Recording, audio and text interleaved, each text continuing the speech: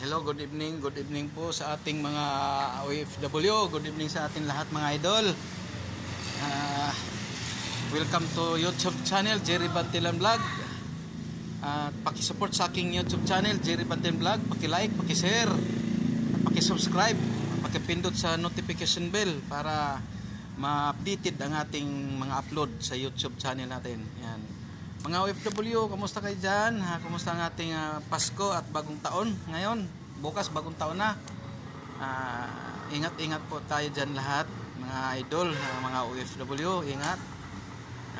Namimiss na ba ninyo ang inyong mga pamilya dito sa ating Pilipinas? Yan. Ngayon mga idol, nandito si yung si Kenneth. Interviewin natin to kumusta na ang kanyang Pasko, kung saan siya na mamasko. Ito mga idol, si Kenneth yan. Sir Kenneth, good evening sa iyo dyan. Pang-limang episode na natin tong interview natin, pagbablog natin kay Kenneth. Kumusta ang ating Pasko? Ngayong bagong taon bukas, bagong taon na bukas. Saan ka magbagong taon? Dito lang sa Manila. Ikot-ikot ka lang dito sa Santa Cruz, Manila. Lakad-lakad. Ano nang balita sa agency mo sa ngayong 2025 sa January, ano na? Report pa po eh. Wala pa eh. Report ka. Ilang taon ka na nag-i-standby? 1 year and 3 months. 1 year and 3 months, hindi ka pa nakasakay ano? Ang hirap-hirap din makasakay sa ganung barko, hindi basta-basta. Kung ano bang kasalanan mo na hindi ka nakasakay? May record ka ba sa agency niyo or sa barko na sinasakyan mo? Wala man. Ilang taon ka na nakasakay sa barko?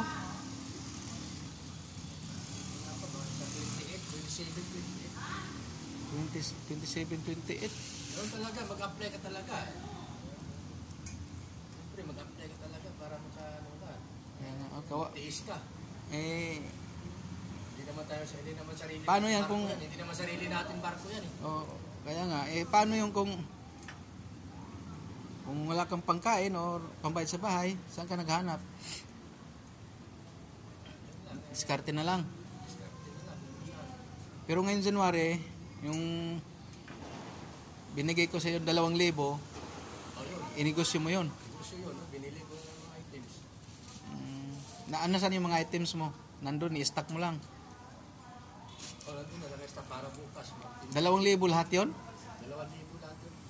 Yung binigay ko sa iyo 2,000? 2,000 lahat. Sa January ka na mag-umpisa na tinda? Bukas, pwede na ako makatinda Oo, magtinda ka bukas kasi araw ng bagong taon na. Para naman may kita kahit paano, di ba? May pera ka sa bagong taon. Alas 12 o alas 10 ng gabi o hinto ka na. Kasi pagkatapos mo ng kontrata sa barko, pwede ka naman mag-apply sa iba eh. Oo. Kontraktual lang ang seaman eh. Tapos mo ng kontrata, pwede ka naman mag-apply sa iba eh. So yung in-apply mo ngayon, ibang agency yan? Iba. Hirap din ano? Tulad sa'yo ngayon, wala kang...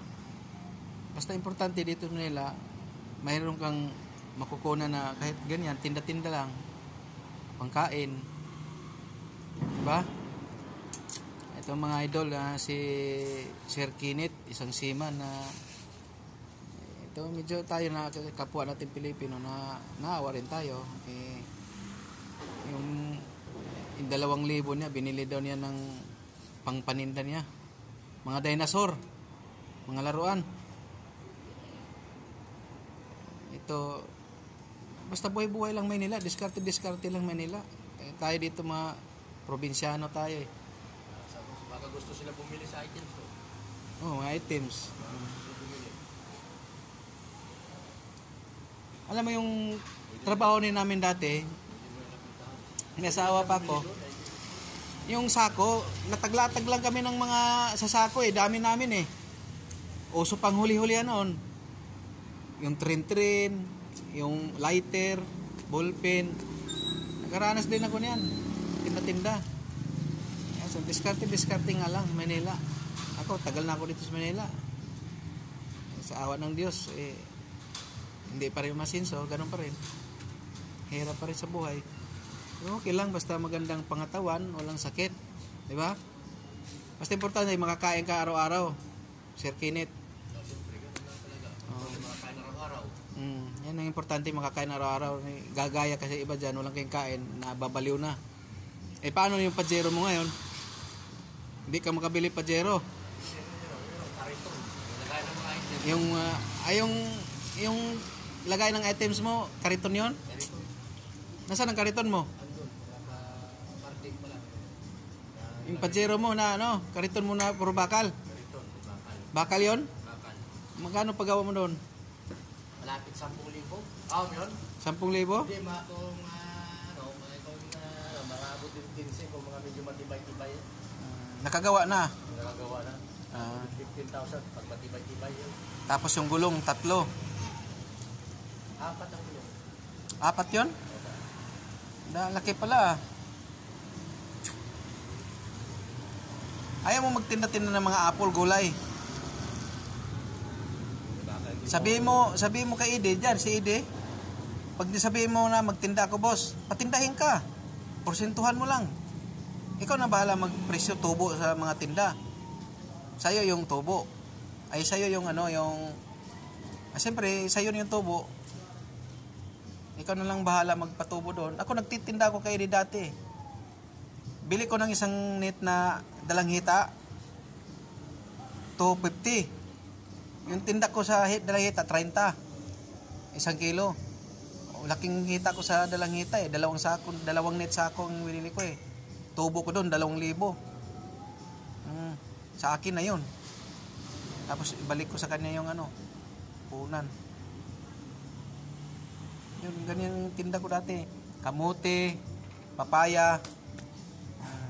Liikot ko yan dyan, buong abot Blooming Treat. Ikot ako sa buong Blooming Treat. Kariton, dito ako dadanas Dangwa. Sa Dangwa, tsaka sa doon tulay ng Laluma, abot ako doon. Anong sabi ng mga kamag-anak mo sa Bacolod na dito, alam naman na dito ka, no? Sa Manila.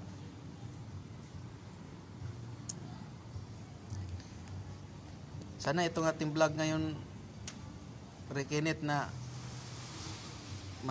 may makakita, may makabasa ang ating mga viewers natin at ating mga subscribers, ating mga viewers, na itong pag-vlog natin sana makita nila, na para matulungan ka, mabigyan ka rin ng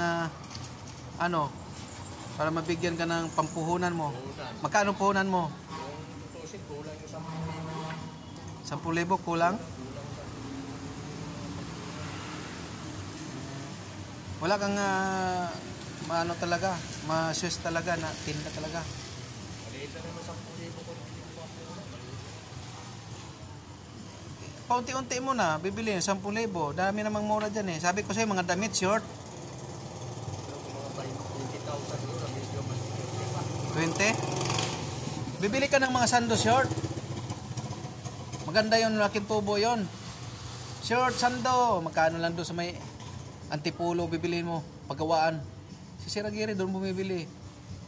Mura lang doon, tapos binta mo dito. Ganyan ginawa ko dati. Halimbawa, short mo, binta 51. Binta mo 150.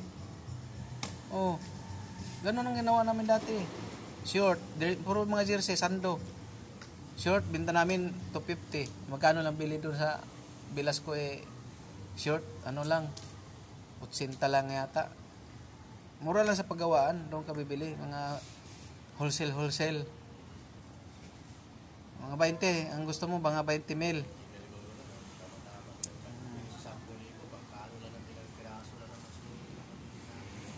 Kain ka, sabi ko sa'yo, kain ka. Huwag kang palipas ng kain kasi mahirap mababaliw tayo sa Manila. Okay lang kung maraming bumili sa atin.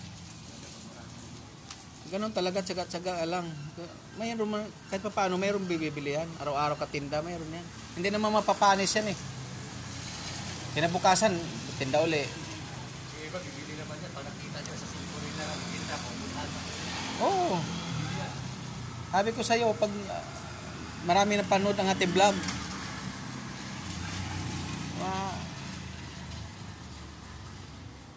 ako gusto ko talaga mag charity vlog eh, kasi habang buhay pa tayo dito sa mundong ito, wala tayo ibang gagawin, makatulong sa kapwa, na magbigay tayo ng tulong bago tayo mawala sa mundo. Ay, nakatulong tayo sa mga nangailangan. Pati sarili ko, matulungan ko rin. Kasi ako, isang single father ako, may mga apo ako, may anak ako, umasa pa rin sa akin. Makatulong din sa social media, mga YouTube. Kung baga ano ba, yung pang part-time lang, part-time. May trabaho naman ako. May magkano lang din sahod ko sa security. Baon pa sa utang. Ganun din. Kaya tsaga-tsaga lang. Pero at yung